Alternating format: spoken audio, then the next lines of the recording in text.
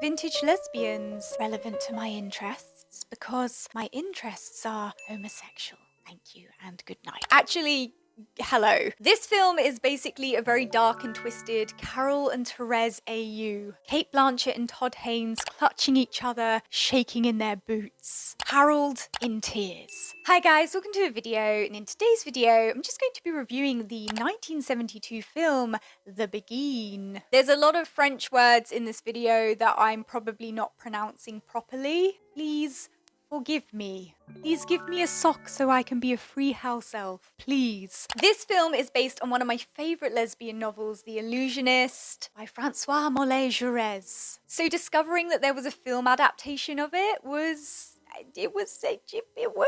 exciting, thrilling, relevant to my homosexual interests. I do want to give a trigger warning for those who have not yet watched this film or who are not familiar with what this film is about, because it does contain themes of domestic abuse, sexual harassment and assault, and a very toxic age gap relationship. So that is just something to be aware of before diving in. If you're not familiar with The Béguines, this film is about a lesbian love affair that unfolds between a teenage girl and her father's mistress. Yeah.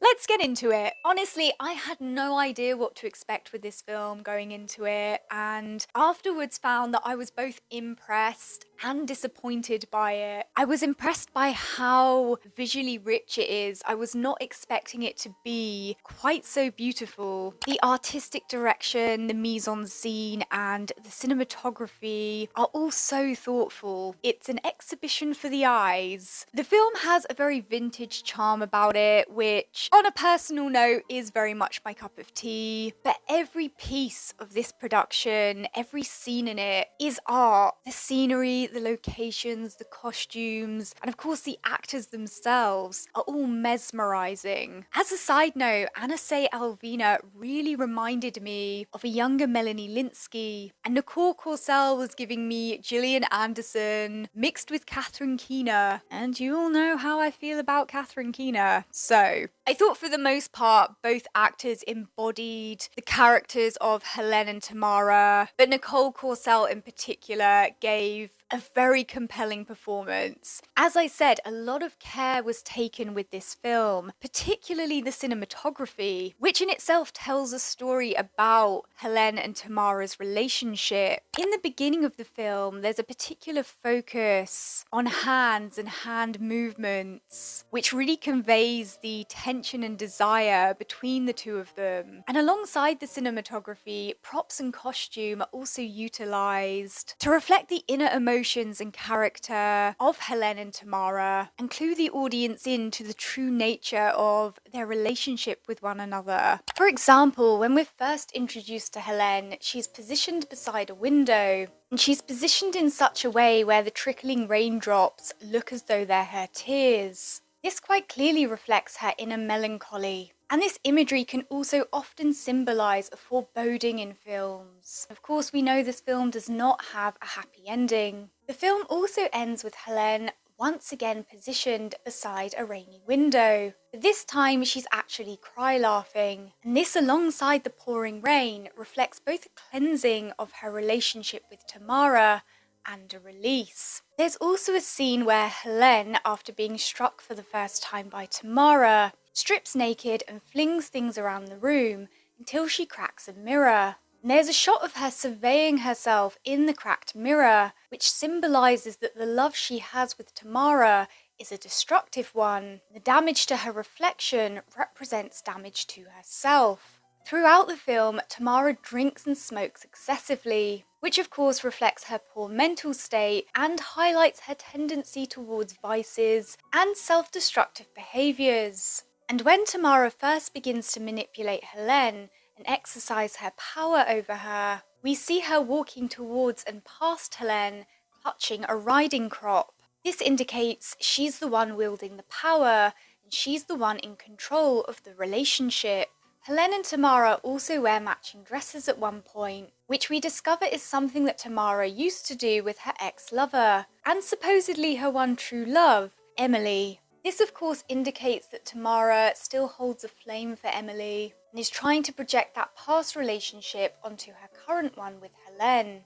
All of these purposeful artistic choices create so many more layers to the relationship between Helene and Tamara than what we hear in dialogue or see through their physical interactions with one another. It's a very self-conscious film, and it's always a pleasant surprise to discover a production which pays attention to detail. I also appreciated the 70s lesbian disco. If lesbian bars were like that, I think lesbians would rekindle their love of going out to bars. I do. If your club isn't giving 70s lesbian disco, I'm not leaving my home. And that's my slogan. I don't perceive this film to be a love story. I perceive this film to be about how class intersects with sexuality and an unfiltered, perhaps uncomfortable exploration of female desire. Tamara is a courtesan who uses her sexuality to escape poverty and instability. Sprinkle, sprinkle. But of course she has to balance this alongside her true nature and her desires, which has left her deeply traumatized. This is stated both in dialogue and through the artistic direction of the film. And despite her being so abusive towards Helene, you can definitely empathize and understand the situation she has confined herself in, because you know it's rooted to much larger systemic issues, particularly for queer women. I mean, some of that empathy is perhaps elicited from the emotional range and depth that Nicole Corsell brings to the role. In fact, I think she really carries this film in places. Helene, of course, being born into wealth, has a very different experience with the intersection between class and sexuality. She has much more security than Tamara does, and when she falls for Tamara, there's a naivety about her attraction and expectations towards having a relationship with another woman. Even if some of her desire is rooted in masochism, her ideals about her relationship with Tamara doesn't really match up to the reality of the situation. The film does imply she's seeking out, her dead mother's love through Tamara, which kind of gross and problematic, but this story is a product of the 1950s and includes all of the preconceived notions and prejudices about lesbianism from that period.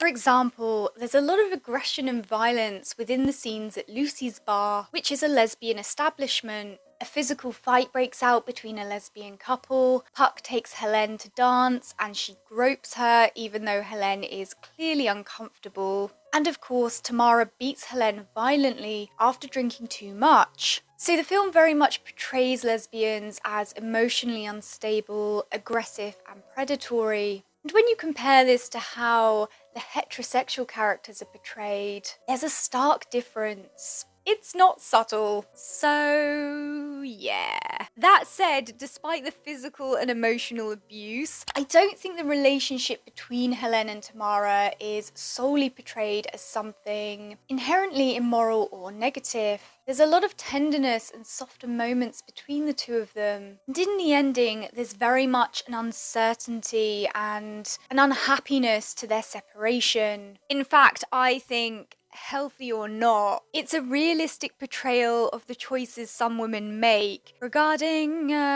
security and positions in society and navigating their desires and sexuality alongside that. And I think the film is sympathetic about the position that Helene and Tamara find themselves in with each other. In terms of the power dynamic between the two of them, Tamara is somebody who uses her sexuality to control people. And it's interesting that once she's no longer in a position to control Helene through abuse and open degradation, that's when Helene is able to walk away from her. This very much suggests that the power imbalance and open degradation is what Helene was really drawn to. I don't know if this translates in the film as well as it does in the book, because the film very much portrays Helene as this this helpless lamb seeking out her dead mother's love, through Tamara and who tolerates the abuse Tamara puts her through because of it, as opposed to somebody who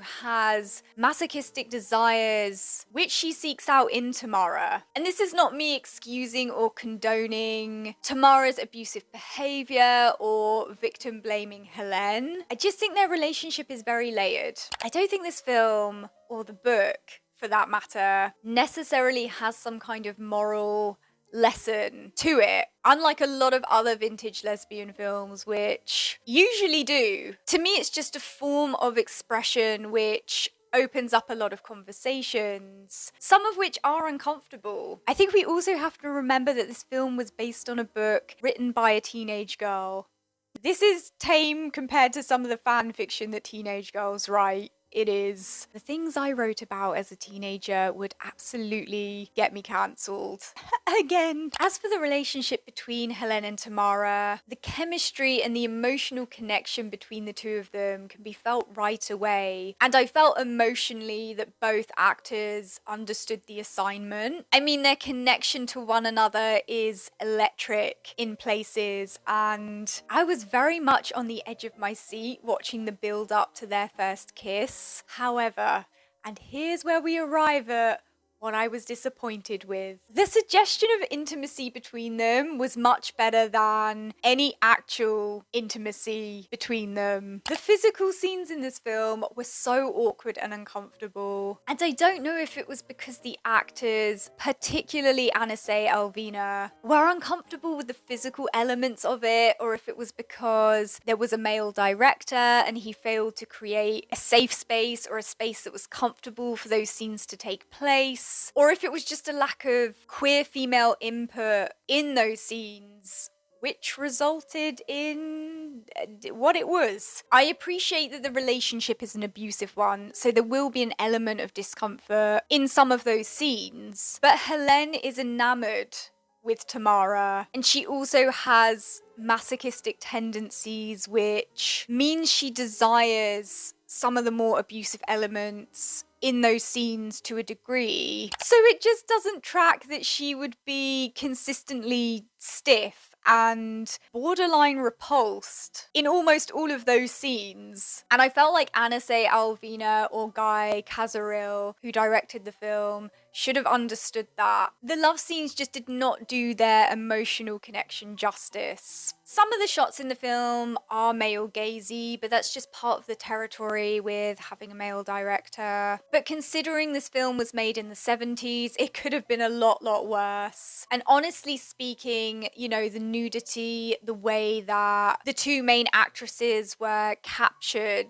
felt more tasteful than salacious to me for the most part. As a side note, I also really didn't like the music. The music is appropriate for the 70s, but it really reminded me of Austin Powers, which took me right out of the film. It took me out. That kind of music did not match the vibes of this film. All of that said, I mean, I do have to give the film credit for not subjecting the audience to a random, graphic, heterosexual love scene at any point and keeping the focus mainly on the relationship between Helene and Tamara, which for a film created in the 70s with a male director is incredibly rare. I imagine a lot of this is to do with the fact that the script and the narrative had a supposedly queer female influence, which keeps the film from veering off into a completely male or heteronormative serving direction or perspective.